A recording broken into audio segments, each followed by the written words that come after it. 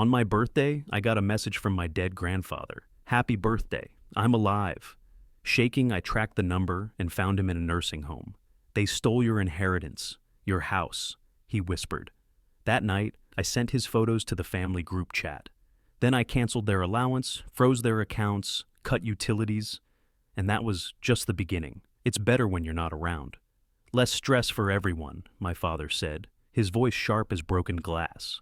My mother's laughter spilled in from the kitchen. Oh, come on, don't be so harsh. But really, maybe you should spend your birthday somewhere else. We've got enough on our plate. I stood there, phone in hand, staring at the dining table where the remains of their dinner lay, empty wine glasses, a half-eaten cake, crumbs scattered like careless thoughts. They hadn't even set a place for me. Happy birthday, by the way, my sister Sarah quipped, not looking up from her phone. Her voice was thick with fake sweetness. I was going to post a throwback photo of us. But, I figured you'd want some privacy. I didn't even ask why they hadn't invited me to celebrate. I knew the answer. I was the outsider, the one who always gave but was never enough. The one who worked 2 jobs to pay off their debts. The one who missed weekends with friends because mom needed help with her groceries, dad needed his car fixed, or Sarah just needed. I wasn't angry. I was something colder, numb, like the January wind that pushed against the windows. Sure, I managed, slipping my phone into my pocket. Enjoy your night. I didn't slam the door. I didn't shout. I just walked away. Walked to my car, sat behind the wheel, and stared at the windshield, trying to remember a single moment when they'd celebrated me, when they'd been proud, when I'd been anything more than convenient. The drive back to my apartment was a blur, the city lights stretching like melted glass. When I got home, I turned off my phone, sat in the dark. I told myself I didn't care, that their words were just old habits cutting new wounds. But at midnight, I turned the phone back on. A single message lit up the screen. Unknown number, happy birthday. I'm alive. I stared at it. A prank, probably. Some cruel joke from a bored friend who'd found the perfect way to twist the knife. I almost deleted it, but then I saw the contact name. Grandpa, who'd been dead for 3 years, or so they'd told me. My heart raced, a cold sweat breaking out on my forehead. I checked the number. Area code matched the town he used to live in. But that didn't make sense. He was gone, buried. I'd seen the obituary, the photos of the tiny funeral, just Mom, Dad, and Sarah. I hadn't been invited. Too busy with work, they'd said. My fingers shook as I typed. Me. Who is this? 3 dots appeared, then another message. Unknown number. They lied to you. Your house, your inheritance, they took it. I need your help. I couldn't sleep. I sat in the darkness, the cold glow of my phone, the only light in the room. Grandpa's message stared back at me, a glowing wound. Unknown number. They lied to you. Your house, your inheritance. They took it. I need your help. I didn't want to believe it, but I couldn't deny the chill creeping up my spine. I traced the number. The call came from a nursing home 2 towns over. It took less than an hour to get there, but it felt like a lifetime. The building was gray and tired, the kind of place where time goes to die. When I walked in, a nurse looked up, her smile fading when she saw my face. I'm here to see. I think he's my grandfather. My voice trembled, her expression softened. You mean Mr. Hardgrowth? Room 214. I almost ran. When I reached the door, I stopped, breathing hard. What if it was a mistake? What if I walked in and saw a stranger? But I pushed it open. An old man with silver hair sat by the window, sunlight painting his tired face in golden lines. His eyes shifted, and when they met mine, he smiled a weak, trembling smile. I knew you'd come. His voice was like dry leaves, but there was a spark of life in it. Grandpa? He nodded. I wanted to hug him, but I couldn't move. My legs were stone. You're supposed to be dead, I whispered. That's what they wanted you to think. He gestured to the bed beside him, and I collapsed onto it. They took everything, boy. The house, the money. They told you I died because I refused to sign it over to them. So they forged it. My heart pounded so loudly I couldn't hear my own thoughts. But they had a funeral, photos, everything, fake. They buried an empty casket. Told you it was family only, didn't they? Yes. I felt sick.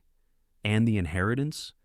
That was supposed to be for you and only you. But they needed the money. They always do. His hand trembled as he reached for mine. I tried to fight them, but they locked me here. Said I was losing my mind. They took my phone, but I begged the nurse. She let me use hers. That was all it took. That one whisper of betrayal, and the numbness turned to something else. Something burning. I stood up. I won't let them get away with this. Grandpa's grip tightened, surprisingly strong. Be careful. They will do anything to keep what they stole. Anything. I walked out of that nursing home, the winter air slicing my face. But I didn't feel it. My phone was in my hand, already dialing. Dad picked up after 2 rings. So, you finally remembered your family exists? His voice was thick with sarcasm. I just visited Grandpa. Silence. The kind that cracks like glass. I know everything, Dad. I know what you did. You've always been thankless. Save it. I felt something cold in my voice. Something I'd never known before. You told me he was dead.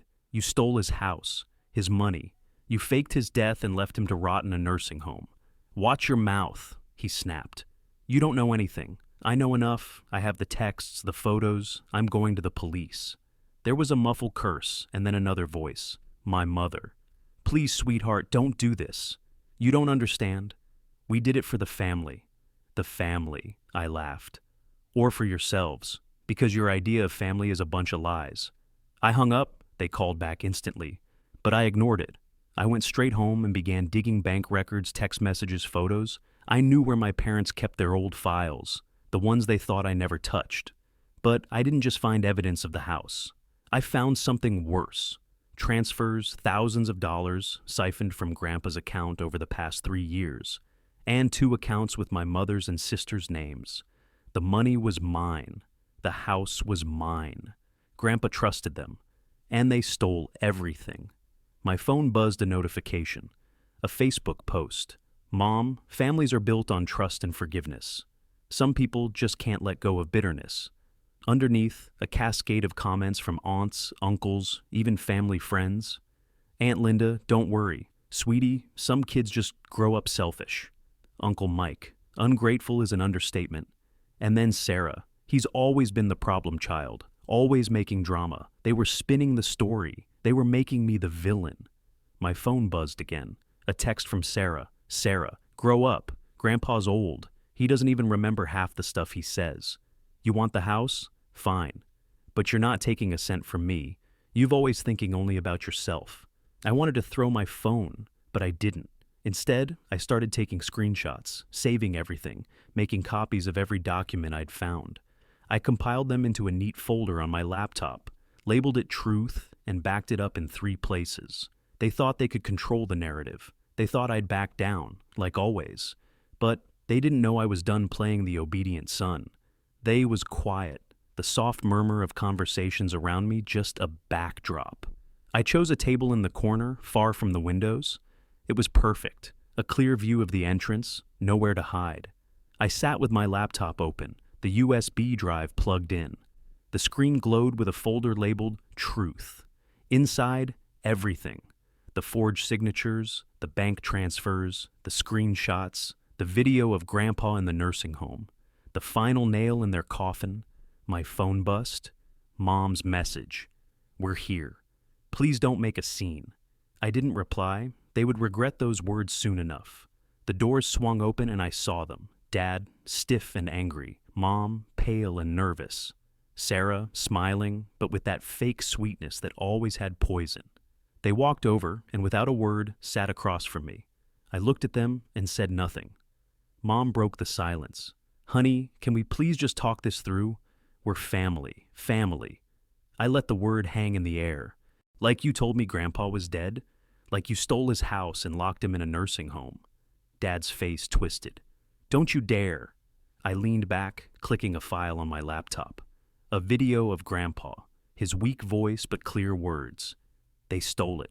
The house, the money, everything. They lied to you. Mom's hand shot to her mouth. Dad leaned forward, his voice a furious whisper. You think this little show will scare us? Your grandfather is senile. He doesn't know what he's saying. Really? I clicked another file, a scanned document of the inheritance, Grandpa's real signature next to the forged one. Silence. Then Sarah laughed, a sharp, bitter sound. You've always been so dramatic. You think this makes you some hero? You always act so naive. Reality?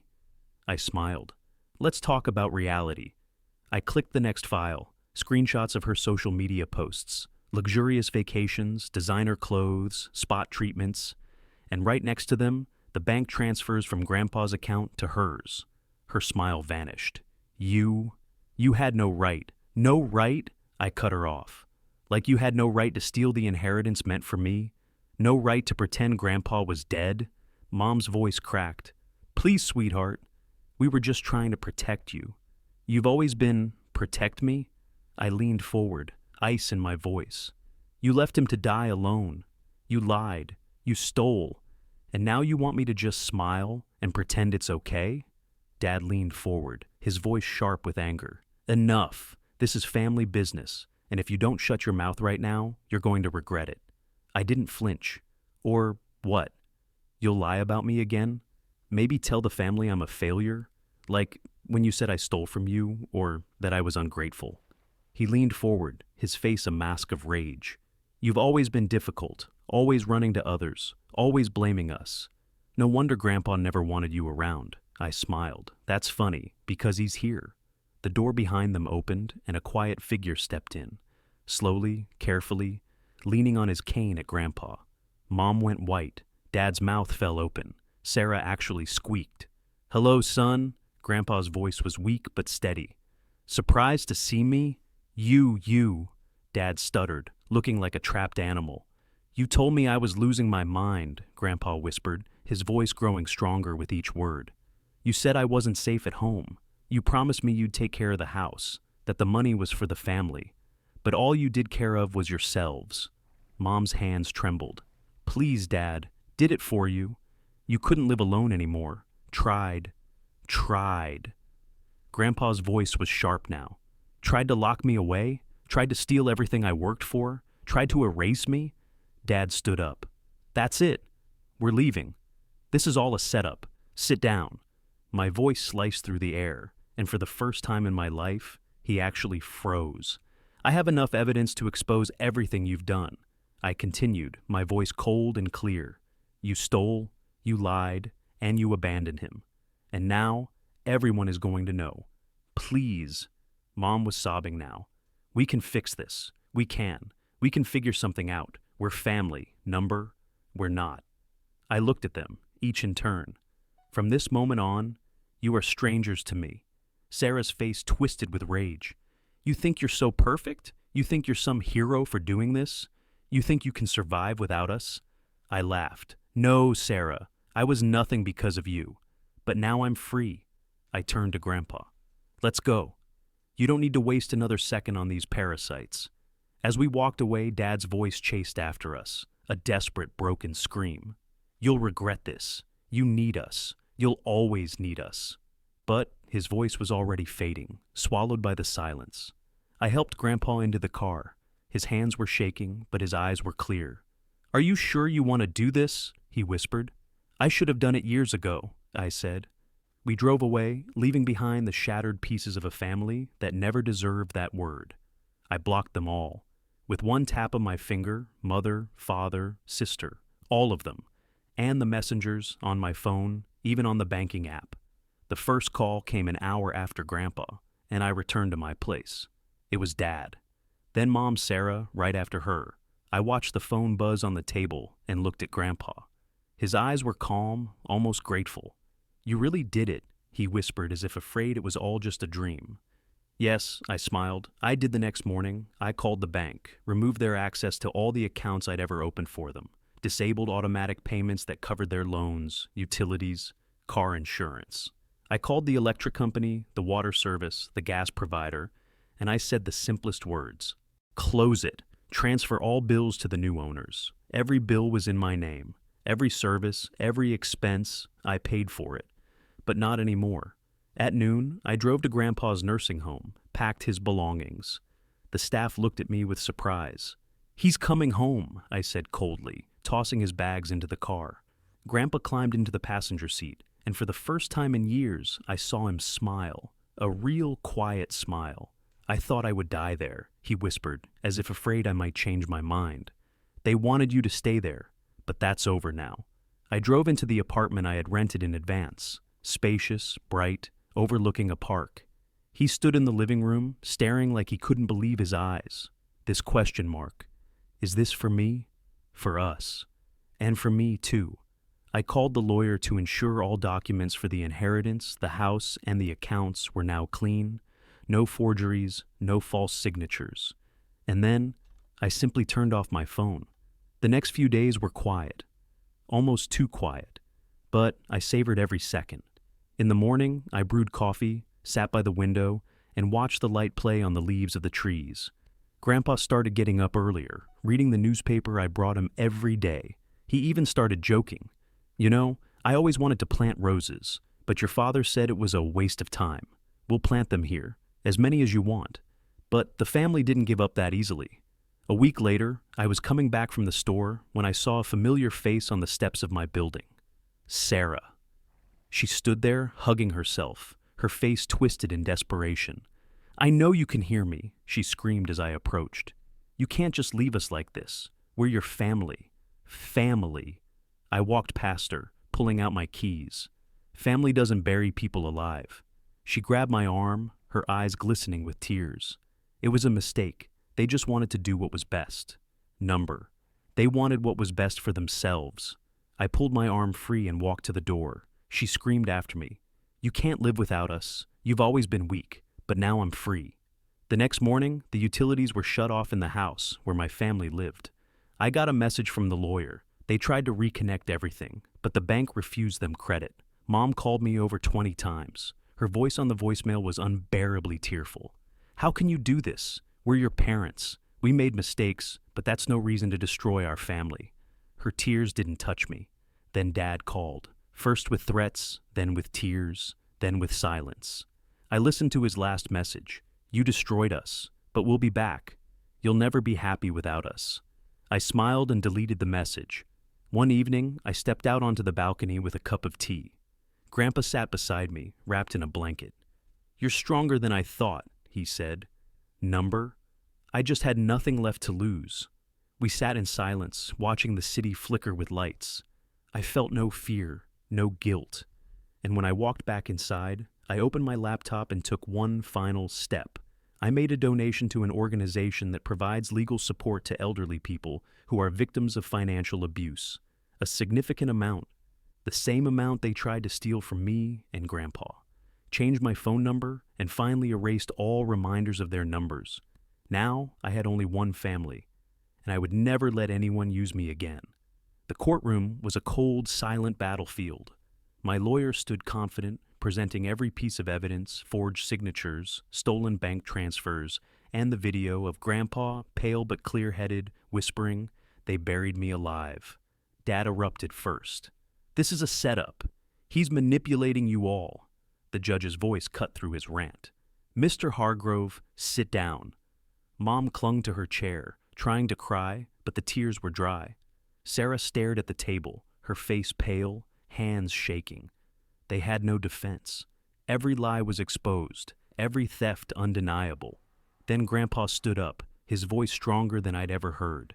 "They stole my life. They locked me away and tried to bury me. But my grandson, he saved me." The judge's gavel struck like thunder. The property and all assets will be returned to Mr. Hargrove and his grandson. The defendants must vacate the premises within 7 days. Dad's face twisted with rage. "You can't do this. It's our house." "Number?" I said, standing. "It was never yours."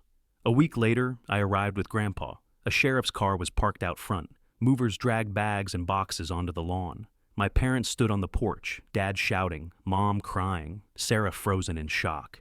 "You can't just take everything," Dad yelled, struggling against an officer's grip. "I didn't take it. You stole it. I just took it back."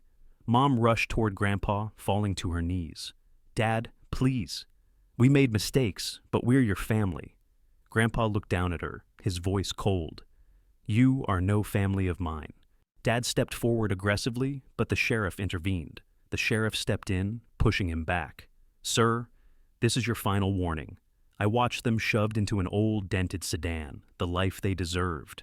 As they drove off, I saw them screaming at each other, their lies turning against them. We turned the house into a home. Fresh paint, new furniture, roses blooming in the garden. The smell of fresh soil and new beginnings filled the air. Grandpa walked the garden each morning, his cane tapping on the stone path. He was lighter, almost happy. You know, he laughed one morning. Your father always thought he was clever, but he never understood the difference between cleverness and wisdom.